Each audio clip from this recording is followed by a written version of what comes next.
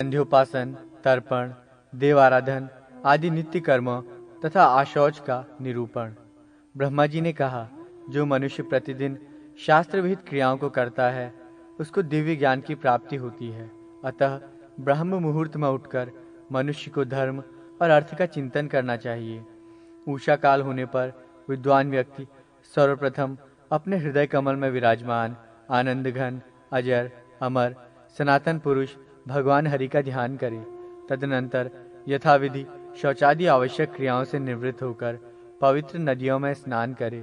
प्रातःकाल स्नान करने से पाप कर्म करने वाले मनुष्य भी पवित्र हो जाते हैं, इसलिए यत्नपूर्वक प्रातःकाल स्नान करना चाहिए।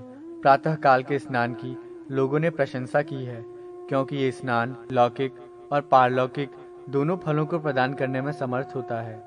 रात्रि में सुखपूर्वक सोए हुए व्यक्ति के मुख से निरंतर लार आदि अपवित्र मल गिरते रहते हैं, अतः संपूर्ण शरीर अपवित्र हो जाता है।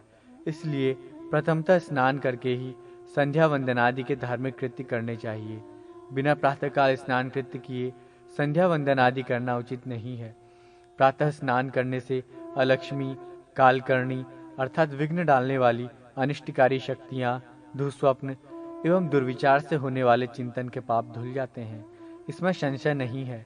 ये स्मरणीय है कि बिना स्नान किए गए कार्य प्रशस्त नहीं होते। अतएव होम और जपादि के कार्यों में विशेष रूप से सबसे पहले विधिवत स्नान करना चाहिए। अशक्त होने पर बिना सिर पर जल डाले ही स्नान करने का विधान है। आर्द्र वस्त्र से भी शरीर को पोंछा जा सकता है। इसको कायिक स्नान कहते हैं। ब्रह्म, आग्नेय, वायव्य, दिव्य, वारुण और यौगिक ये 6 प्रकार के स्नान हैं। यथाधिकार मनुष्य को स्नान करना चाहिए। मंत्रों सहित कुश के द्वारा जल बिंदुओं से मार्जन करना ब्रह्म स्नान है। सिर से लेकर पैर तक यथाविधान भस्म के द्वारा अंगों का लेपन आग्नेय स्नान है। गोधूलि से शरीर को पवित्र करना वायव्य स्नान कहा गया है। ये उत्तम स्नान माना गया है। धूप के साथ होने वाली वृष्टि में किए गए स्नान को दिव्य स्नान कहते हैं। जल में अवगाहन करना वारुण स्नान है। योग द्वारा हरि का चिंतन यौगिक स्नान है। इसी को मानस आत्मवेदन, ब्रह्माकार, अखंड चित्तवृत्ति कहते हैं। ये यौगिक स्नान ब्रह्मवादियों के द्वारा सेवित है। इसे ही आत्मतीर्थ भी कहते हैं। स्नान के पूर्व दुग्धधारी वृक्षों से उत्पन्न काष्ठ, मालती, अपामार्ग, बिल्व अथवा करवीर अर्थात कनेर की दातौन लेकर उत्तर या पूर्व दिशा की ओर पवित्र स्थान में बैठकर दांतों को स्वच्छ करना चाहिए और उसे धोकर उसका पवित्र स्थान में त्याग करना चाहिए। तदनंतर स्नान करके देवताओं, ऋषियों और पितृगणों का विधिवत तर्पण करना चाहिए। यहाँ यथाशास्त्र स्नान का अंगभूत आचमन एवं संध्योपासन के अंगभूत आचमन का विधान है। संध्योपासन के अंगरूप में ही कुशोदक बिंदुओं से आपोहिष्ठा आदि वारुण मंत्र एवं यथाविधान सावित्री मंत्र के द्वारा मार्जन करना विहित है। इसी क्रम में ओंकार और भू भुव स्वः इन व्याहृतियों से युक्त वेदमाता गायत्री का जप करके अनन्य भाव से भगवान सूर्य के प्रति जलांजलि समर्पित करे, सूर्यार्घ्य प्रदान करे। इसी क्रम में पूर्व की ओर अग्रभाग वाले कुशों के आसन पर समाहित चित्त से बैठकर प्राणायाम करके संध्या ध्यान करने का श्रुति में विधान है। ये जो संध्या है वही जगत की सृष्टि करने वाली है, माया से परे है, निष्कला, ऐश्वरी, केवला शक्ति तथा तीनों तत्वों से समुद्भूत है। अतः अधिकारी व्यक्ति प्रातःकाल रक्तवर्ण, मध्याह्न काल शुक्लवर्ण एवं सायंकाल कृष्णवर्ण गायत्री का ध्यान करके गायत्री मंत्र का जप करे। द्विज को सदैव पूर्वाभिमुख होकर संध्योपासन करना चाहिए। संध्या कृत्य से रहित ब्राह्मण सदा अपवित्र रहता है। वो सभी कार्यों के लिए अयोग्य होता है। वो जो भी अन्य कोई कार्य करता है उसका कुछ भी फल उसे प्राप्त नहीं होता। अनन्य चित्त होकर वेद पारंगत ब्राह्मणों ने विधिवत संध्योपासन करके अपने पूर्वजों के द्वारा प्राप्त उत्तम गति को प्राप्त किया है।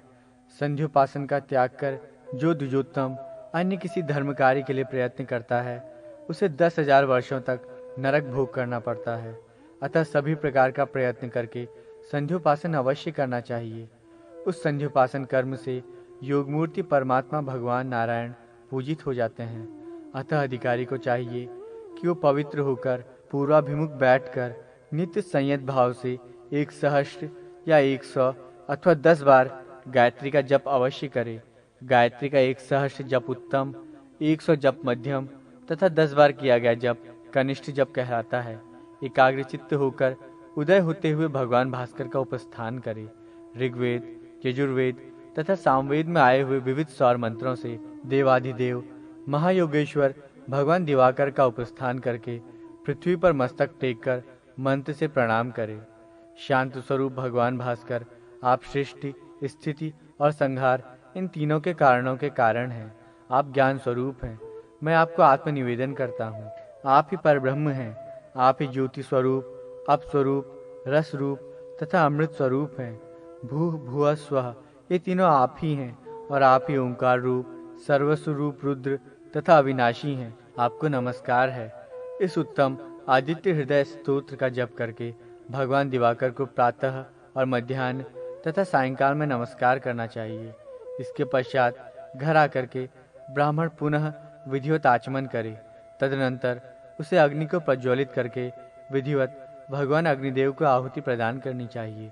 मुख्य अधिकारी की अशक्तावस्था में उसकी आज्ञा प्राप्त करके ऋत्विक पुत्र अथवा पत्नी, शिष्य या सहोदर भ्राता भी हवन करे। मंत्र विहीन एवं विधि की उपेक्षा करके किया गया कोई भी कर्म इस लोक या परलोक में फल देने वाला नहीं होता। तदनंतर देवताओं को नमस्कार करके अर्घ्य, पाद्य, चंदन, सुगंधित पदार्थों का अनुलेपन, वस्त्र तथा नैवेद्य आदि पूजा के उपचारों को निवेदन कर गुरु का पूजन करे और उनके हित साधन में लग जाए। तत्पश्चात प्रयत्न पूर्वक यथाशक्ति द्विज को वेदाभ्यास करना चाहिए और उसके बाद इष्ट मंत्रों का जप, वेद पारायण करके शिष्यों के अध्यापन कार्य में प्रवृत्त होना चाहिए। वो शिष्यों को वेदार्थ धारण कराए और दत्तचित्त होकर वेदार्थ का विचार करे। द्विजोत्तम धर्मशास्त्र आदि विविध शास्त्रों का अवलोकन करे और वेदादि निगम शास्त्रों, उपनिषदों तथा व्याकरण आदि वेदांगों का अच्छी प्रकार अवलोकन करे। इसके बाद वो पुनः योगक्षेम के लिए राजा या श्रीमान के पास जाए और अपने परिवार के लिए विविध प्रकार के अर्थों का उपार्जन करे। इसके पश्चात मध्याह्न काल के आने पर स्नान करने के लिए शुद्ध मिट्टी, पुष्प, अक्षत, तिल, कुश और गोमय, गाय के गोबर आदि पदार्थों को एकत्र करना चाहिए। उसके बाद नदी, देव, पोखर, तडाग या सरोवर में जाकर स्नान करे। प्रत्येक दिन तडाग, सरोवर या नदी आदि से 5 मृत्तिका पिंड बिना निकाले स्नान करना दोषयुक्त होता है। अतः 5 पिंड मिट्टी निकाल करके ही स्नान करना चाहिए। स्नान के समय स्नान के लिए लाई गई मिट्टी के एक भाग से सिर धोना चाहिए, दूसरे भाग से नाभि के ऊपरी भाग को और तीसरे भाग से नाभि के नीचे का भाग तथा मृत्तिका के छठे भाग से पैरों का प्रक्षालन करना चाहिए। इन मृत्तिका पिंडों को परिमाण में पके हुए आंवले के फल के समान होना चाहिए। मृत्तिका के समान ही गोमय स्नान भी होना चाहिए। तदनंतर शरीर के अंगों को विधिवत धोकर आचमन करके स्नान करना चाहिए। जलाशय के तीर पर स्थित होकर ही मृत्तिका, गोमय आदि का अपने अंगों में लेपन करना चाहिए और इस लेपन के अंगभूत स्नान के अनंतर पुनः वरुण देवता के मंत्रों से जलाशय के जल का अभिमंत्रण करके पुनः जल स्नान करना चाहिए, क्योंकि जल भगवान विष्णु का ही रूप है। ये स्नान की प्रक्रिया प्रणव स्वरूप भगवान सूर्य का दर्शन कर जलाशय में 3 बार निमज्जन डुबकी लगाना से पूरी होती है। तदनंतर स्नानांग आचमन करके मंत्र से आचमन करे। हे जलदेव, आप समस्त प्राणियों के अंतःकरण रूपी गुहा में विचरण करते हैं। आप सर्वत्र मुख वाले हैं। आप ही यज्ञ हैं। आप ही वशटकार हैं। आप ही ज्योति स्वरूप तेज और आप ही अमृतमय रस स्वरूप हैं। द्रुपदादिव इस मंत्र का 3 बार उच्चारण अथवा प्रणव एवं व्याहृतियों सहित सावित्री मंत्र का जप करना चाहिए। विद्वान अघमर्षण मंत्र का जप करे। तदनंतर ओम आपो हिष्ठा मयो भुवः इदमापः प्रवहत तथा व्याहृतियों से मार्जन करना चाहिए। अनंतर आपो हिष्ठा इत्यादि मंत्रों के द्वारा अभिमंत्रित जल से अघमर्षण मंत्र का 3 बार जप करते हुए अघमर्षण संपन्न करना चाहिए। अघमर्षण के अनंतर द्रुपदादिव आदि मंत्र अथवा गायत्री मंत्र या तद्विष्णु परमं पदम आदि मंत्र अथवा प्रणव की आवृत्ति करनी चाहिए और देवाधिदेव श्री हरि का स्मरण करना चाहिए। जिस जल को हाथ में लेकर अघमर्षण क्रिया एवं मार्जन क्रिया संपन्न की जाती है, उस जल को अपने सिर पर धारण करने से सभी प्रकार के पातकों से मुक्ति मिलती है। संध्योपासन के अनंतर आचमन करके सदा परमेश्वर का स्मरण करना चाहिए। पुष्प से युक्त अंजलि को शिरोभाग से लगाकर सूर्य का उपस्थान करना चाहिए और उपस्थान के बाद अपनी अंजलि के पुष्पों को भगवान सूर्य के चरणों में अर्पित करना चाहिए। उदित होते हुए सूर्य को नहीं देखना चाहिए, अतः विशेष मुद्रा द्वारा ही उनका दर्शन करना चाहिए। ओम उदुत्यम चित्रम तच्चक्षु इन मंत्रों से तथा ओम हंसः शुचिशद इस मंत्र से और सावित्री के विशेष मंत्र से एवं अन्य सूर्य से संबंधित वैदिक मंत्रों से सूर्य का उपस्थान करना चाहिए। तदनंतर पूर्वाग्र कुशाओं के आसन पर बैठकर सूर्य का दर्शन करते हुए समाहित चित्त से गायत्री मंत्र एवं अन्य विहित मंत्रों का जप करना चाहिए।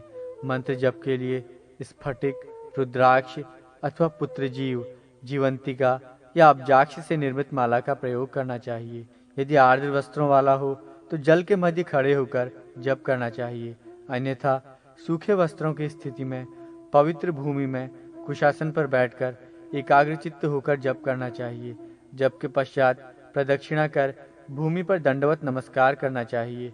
तदनंतर आचमन करके यथाशक्ति अपनी शाखा के अनुसार स्वाध्याय करे। उसके बाद देवों, ऋषियों और पितरों का तर्पण करना चाहिए। मंत्रों के प्रारंभ में ओंकार का और अंत में नमः का प्रयोग कर प्रत्येक देव, ऋषि और पितृ का तर्पण कर रहा हूँ ऐसा कहकर तर्पण करे। देवताओं और मरीच्यादि ब्रह्मर्षियों का तर्पण अक्षत और जल के साथ करना चाहिए।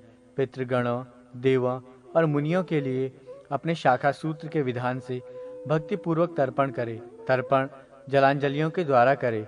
देवताओं का तर्पण यज्ञोपवीति अर्थात सव्य होकर देवतीर्थ से करे और निवीति होकर कंठ में यज्ञोपवीत कर ऋषियों का ऋषि तीर्थ से तथा प्राचीनावीति अर्थात अपसव्य होकर पितृतीर्थ से पितरों का तर्पण करे। तदनंतर हे हर स्नान में प्रयुक्त वस्त्र को निचोड़कर मौन होकर आचमन करके मंत्रों से पुष्प, पत्र तथा जल से ब्रह्मा, शिव, सूर्य एवं मधुसूदन विष्णुदेव का पूजन करे। क्रोध रहित होकर भक्ति पूर्वक अन्य अभीष्ट देवों की भी पूजा करनी चाहिए। पुरुष सूक्त के द्वारा पुष्पादि समर्पित करे। जल सर्वमय देव है, अर्थात समस्त देवता जल में व्याप्त रहते हैं, अतः उस जलमात्र से भी वे सभी देवता पूजित होते हैं। इस पूजा में पूजक को समाहित चित्त होना चाहिए तथा प्रणव के साथ देवता का ध्यान करना चाहिए। उसके बाद प्रणाम करते हुए समस्त देवों को पृथक पृथक पुष्पांजलि समर्पित करे। देवताओं की आराधना के बिना कोई भी वैदिक कर्म पुण्यप्रद नहीं होता, अतएव समस्त कार्यों के आदि, मध्य और अंत में हृदय से भगवान हरि का ध्यान करना चाहिए। ओम तदिष्णु रीति मंत्र तथा पुरुष सूक्त के मंत्रों का जप करते हुए उस निर्मल विष्णु के परम तेज के सामने आत्मनिवेदन करे, अर्थात शरणागत हो जाए। उसके बाद विष्णु में अनुरक्त चित्त, शांत स्वभाव वो भक्त तद्विष्णु इस मंत्र से और अप्रीत सशिरा इस मंत्र से अभिमंत्रित पुष्पासन पर विराजमान हरि की पुनः पूजा करके देवयज्ञ, भूत यज्ञ, पितृयज्ञ, मानुष यज्ञ और ब्रह्म यज्ञ नामक पंच यज्ञों को करे। तर्पण से पूर्व ब्रह्मयज्ञ कैसे हो सकता है, अतः मानुष यज्ञ करके स्वाध्याय ब्रह्मयज्ञ करना चाहिए। वासुदेव ही देवयज्ञ है। काक आदि प्राणियों के लिए जो बलि प्रदान की जाती है वो भूत यज्ञ है। हे द्विजोत्तम, चांडाल एवं पतित आदि को घर के बाहर अन्न देना चाहिए और कुत्ता आदि पशुओं को तथा पक्षियों को घर के बाहर भूमि पर अन्न देना चाहिए।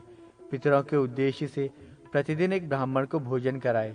पितरों के निमित्त जो नित्य श्राद्ध किया जाता है उसी को पितृयज्ञ कहते हैं। ये उत्तम गति प्रदान करने वाला है। अथवा समाहित चित्त होकर यथाशक्ति कुछ कच्चा अन्न निकालकर वैदिक तत्ववेत्ता विद्वान ब्राह्मण को प्रदान करे। प्रतिदिन अतिथि सत्कार करना चाहिए। घर पर आए हुए शांत स्वभाव द्विज ब्राह्मण को मन और वचन से स्वागत पूर्वक नमस्कार करे तथा उनका अर्चन करे। एक ग्रास परिमाण मात्र अन्न को भिक्षा कहा गया है। उसका जो 4 गुना अन्न है उसको पुष्कल तथा उस पुष्कल के 4 गुना अन्न को हंतकार भिक्षा कहते हैं। गोदोहन मात्र काल तक अतिथि के आगमन की प्रतीक्षा स्वयं करनी चाहिए। आए हुए अभ्यागत अतिथि का सत्कार यथाशक्ति करना चाहिए। ब्रह्मचारी भिक्षुक को विधिवत भिक्षा देनी चाहिए। लोभ से रहित होकर याचकों को अन्न प्रदान करे। तत्पश्चात अपने बंधुजनों के साथ मौन होकर अन्न की निंदा न करते हुए भोजन करे। हे दुष्श्रेष्ठ, जो देव यज्ञादि पंचयज्ञों को बिना किए भोजन करते हैं, वे मूढ़ात्मा तिर्यक योनि पक्षियों की योनि में जाते हैं। यथाशक्ति प्रतिदिन किए जाने वाले वेदाभ्यास के साथ पंच महायज्ञ एवं देवतार्चन शीघ्र ही सभी पापों को नष्ट कर देते हैं। जो मोहवश अथवा आलस्य के कारण बिना देवार्चन किए ही भोजन करता है, उसे नाना प्रकार के कष्टदायक नरकों में जाकर सूकर की योनि में जन्म ग्रहण करना पड़ता है। अब मैं अशौच का सम्यक प्रकार से वर्णन करता हूँ। जो अपवित्र है वो सदा पातकी है। अपवित्र व्यक्तियों के संसर्ग से अशौच होता है और उनके संसर्ग का परित्याग कर देने से शरीर पवित्र हो जाता है। हे द्विजोत्तम, सभी विद्वान ब्राह्मण 10 दिनों का अशौच मानते हैं। यह अशौच मृत्यु अथवा जन्म दोनों में होता है। दांत निकलने से पूर्व तक बालक की मृत्यु होने पर सद्य स्नान करने से अशौच की निवृत्ति हो जाती है। उसके बाद चूड़ा मुंडन संस्कार पर्यंत बालक की मृत्यु होने पर 1 रात्रि का अशौच होता है। उपनयन संस्कार के पूर्व तक बालक की मृत्यु होने पर 3 रात्रियों का अशौच होता है। उपनयन संस्कार के बाद किसी का मरण होने पर यथाविधान 10 रात्रि का अशौच ब्राह्मणों को होता है। क्षत्रिय 12 दिनों में, वैश्य 15 दिनों में तथा शूद्र 1 मास में शुद्ध होता है, क्योंकि इनको यथाक्रम 12 दिन का, 15 दिन का एवं 1 मास का अशौच होता है। सन्यासियों को अशौच नहीं लगता है। गर्भस्राव होने पर गर्भमास के अनुसार जितने मास का गर्भ हो उतनी रात्रि का अशौच होता है, अर्थात 1 मास का गर्भस्राव होने पर 1 रात्रि, 2 मास का गर्भस्राव होने पर 2 रात्रि का अशौच होता है। इसी क्रम में अन्य मासों की गणना करके अशौच की रात्रियों का निश्चय करना चाहिए।